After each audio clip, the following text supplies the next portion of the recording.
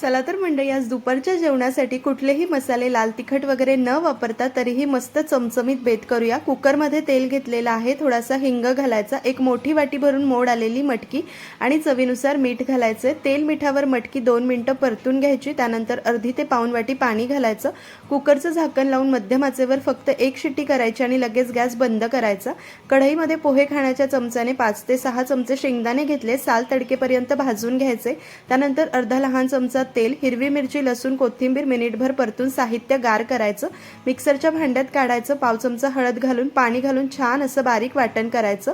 फोडणीसाठी तेल गरम केलंय, त्यामध्ये वाटण घालायचं, कढीपत्ता घालून तेल सुटेपर्यंत वाटण परतायचं। तोपर्यंत मटकी पहा बरोबर एक शिट्टीत 90% शिजलेली आहे, अजिबात गाळ होत नाही। वाटणामध्ये थोडंसं पाणी घालून 2 मिनिटं परतायचं। शिजवलेली मटकी घालायची, गरजेनुसार पाणी आणि मीठ घालून हिरव्या वाटणातली मटकीची भाजी 5 ते 7 मिनिटं उकळून घ्यायची। चमचमीत भाजी तयार।